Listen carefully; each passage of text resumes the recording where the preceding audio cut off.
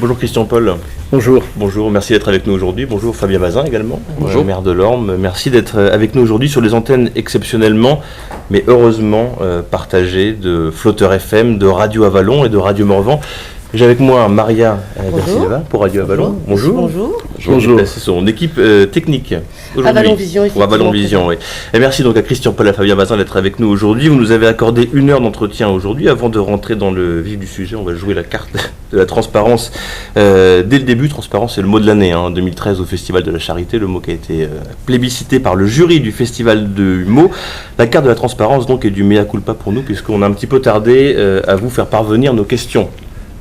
Alors, une première question, est-ce vraiment important pour un homme politique d'avoir les questions avant des journalistes, et surtout quand vous avez ces questions, qu'est-ce que vous en faites?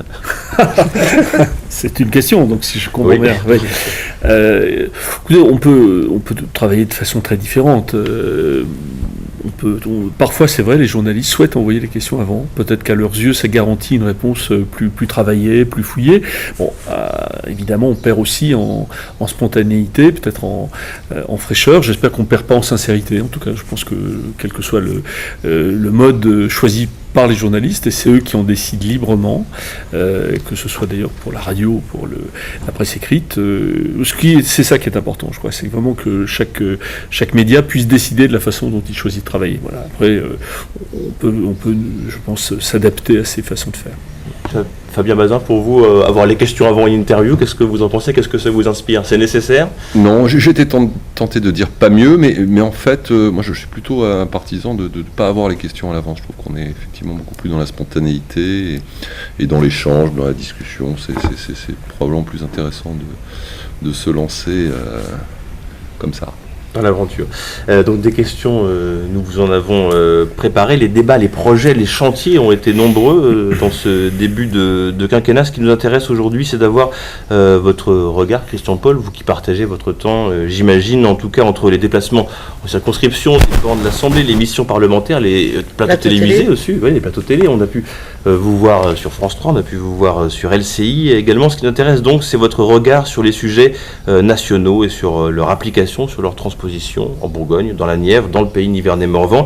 Puis nous souhaitons bénéficier également de votre expérience pour mettre en lumière des principes politiques, des principes sociaux ou économiques qui peuvent rester complexes pour les Français. Quelles sont les pistes de réflexion dégagées par le gouvernement pour tendre à nouveau un jour vers le plein emploi? C'est ce qu'on doit y voir les premiers frémissements de l'inversion de la courbe du chômage qui est promise par le président de la République. Effectivement, c'est la première fois depuis plusieurs années que le chômage n'augmente pas. Ce qu'il faut faire des cocoricots, certainement pas, ça n'aurait pas de sens. Ce que nous souhaitons, c'est pouvoir vérifier mois après mois, effectivement, qu'il y a d'abord une pause dans l'augmentation du chômage.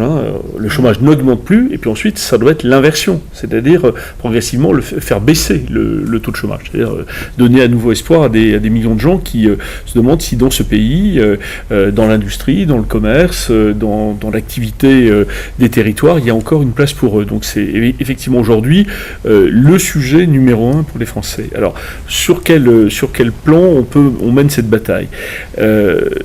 Évidemment, le fond, c'est quand même que le pays puisse recréer des emplois. C'est-à-dire que les entreprises françaises retrouvent à la fois de la vigueur, retrouvent des objectifs et retrouvent des marchés. Les entreprises, elles créent des emplois quand elles ont des marchés, quand elles investissent. Et notre volonté depuis maintenant quelques mois, c'est de mettre à la disposition des entreprises des outils de financement qui leur permettent d'investir. Parce que sans investissement, il y a peu de chances de recréer des emplois. Alors bien sûr, c'est difficile parce qu'on a un tissu industriel qui a vieilli. Vous savez, tous les 20 ou 30 ans, il faut transformer les entreprises. Il faut réinvestir, il faut moderniser. Et là, on sent bien qu'il y a besoin d'une nouvelle vague d'investissement dans les entreprises. Parce que les produits changent.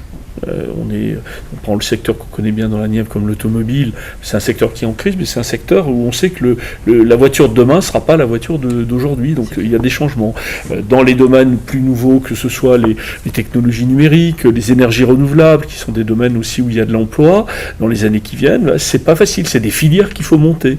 On voit bien dans le domaine de l'éolien, on a fait des grandes déclarations ces dernières années en disant en Bourgogne c'est 1000 emplois, oui, mais en tout cas aujourd'hui les parcs éoliens sont très longs à démarrer. Oui. C'est quoi la logique de ces emplois? C'est de guider un public plutôt en difficulté vers le retour à un marché de l'emploi plus régulier? Les emplois d'avenir, c'est avant tout pour des jeunes qui sont peu ou pas formés.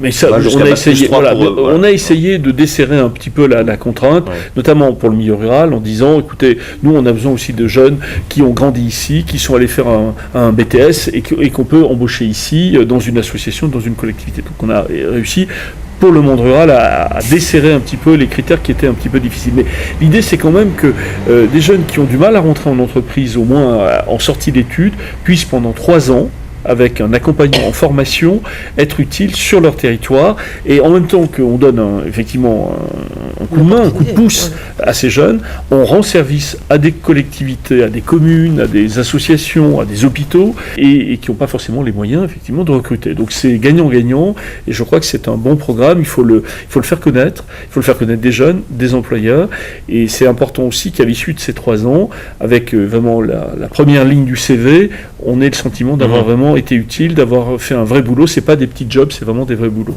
Il y a quand même 150 000 jeunes chaque année, on connaît ce chiffre par cœur, qui sortent du système éducatif sans avoir vraiment de formation. C'est eux la priorité, parce que sinon eux, ils n'auront pas de deuxième chance, où ça va être très difficile. Ils vont s'habituer à ne pas être employables. C'est dramatique.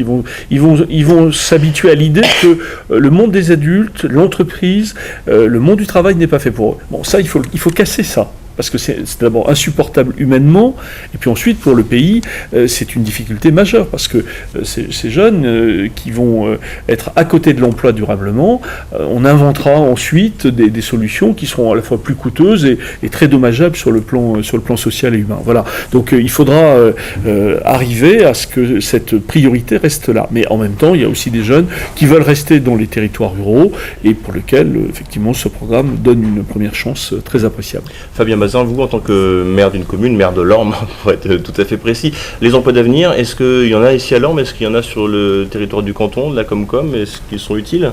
Bien sûr qu'ils sont utiles, il y en a 11, ce qui est assez important pour un territoire de 4000 habitants. Quel type d'emploi, par exemple? Est-ce qu'on peut donner des exemples? Oui, par exemple la gestion de la déchetterie. On a aussi embauché un animateur sportif qui pourra intervenir dans le cadre des rythmes scolaires, des accompagnants au centre social, enfin tout le panel assez classique de ces emplois aidés. Un pari réussi avec une transformation, un essai réussi, puisque ces jeunes retournent vers un emploi durable. On a donc plusieurs types d'emplois aidés. On a ces emplois de contrats à venir qui sont en bas de la pyramide des âges des travailleurs. On a aussi les contrats de génération qui, eux, vont plutôt être vers le haut de la pyramide. Mais pour les autres personnes, celles qui ne sont pas concernées par ces contrats, puisque les contrats à venir, par exemple, il en reste plus de 1500 à être pourvus en région Bourgogne. Pourtant, il reste 75 000 chômeurs. On est quand même loin du compte. L'écart va être grand. On peut parier effectivement sur les secteurs de l'énergie, mais ça va être des schémas qui vont être longs à être mis en place. Vous nous l'avez rappelé. Alors, dans ce temps, comment est-ce qu'on fait pour résoudre le problème du chômage pour les personnes qui sont concernées, nos auditeurs peut-être? Alors, d'abord, les emplois d'avenir, il ne faut pas mollir. C'est-à-dire qu'il faut continuer, et il y a encore quelques centaines d'emplois à pourvoir pour les moins de 25 ans, et s'il en faut plus, on ira en chercher davantage auprès du ministère. À l'autre bout des générations, effectivement, les contrats de génération. Garder des seniors, comme on dit aujourd'hui, plus longtemps dans l'entreprise, avec en contrepartie le recrutement d'un jeune, et l'entreprise est aidée pour que se fasse le temps du passage de relais, en quelque sorte, entre les deux salariés. Vous pensez que, justement, le contrat de génération favorise le retour à l'emploi pour certaines personnes? Je pense que ça va pas, c'est pas la baguette magique. Il n'y a pas une baguette magique, c'est la mise bout à bout, effectivement, de ces réformes, de ces propositions. Pour les contrats de génération, ça permet, effectivement, de garder un peu plus longtemps quelqu'un qui est dans l'entreprise, parfois depuis des dizaines d'années, mais en même temps d'ouvrir la porte pour les jeunes dans la même entreprise. Ça, c'est important. Et l'entreprise est aidée justement pour permettre cette ouverture de la porte, ou pour éviter ce qu'on a connu aussi dans beaucoup d'endroits, c'est-à-dire qu'à partir de 58, 59 ans, on poussait tranquillement vers la porte des salariés plus âgés pour faire entrer des jeunes. Là, on essaye de faire en sorte que pendant un an, au moins, voire plus, on puisse rester dans la même entreprise. Je partage avec vous l'idée que ça ne suffit pas. C'est pour ça que la question le défi majeur aujourd'hui, c'est le défi de la réindustrialisation, qui est l'une des réponses, effectivement, consiste à dire la France a encore une vocation industrielle, simplement on ne produira pas les mêmes produits qu'au XXe siècle, et il faut adapter vraiment nos productions. Donc ça, c'est vrai que pour les entreprises, c'est un défi qui est énorme, et c'est pas facile. Et puis l'autre partie, elle est plus effectivement dans le domaine de l'économie sociale, dans le domaine des services à la personne, où il y a effectivement des besoins considérable, se pose forcément la question du financement. Et donc tout ce que nous sommes en train de faire sur la manière dont on tente, on va le faire pour les retraites, on va le faire pour les allocations familiales, pour l'assurance maladie, c'est d'arriver à stabiliser, à sécuriser notre modèle social, parce que notre modèle social, c'est pas simplement des allocations, allocation chômage, allocation remboursement des médicaments. Notre modèle social, il est porteur de millions d'emplois qui sont des emplois, encore une fois, dans le domaine de la santé, dans le domaine de l'aide aux personnes, dans la proximité. Et là, effectivement, c'est des emplois qui parfois sont des emplois pas extrêmement qualifiés, même si on est de plus en plus professionnel dans ces secteurs-là.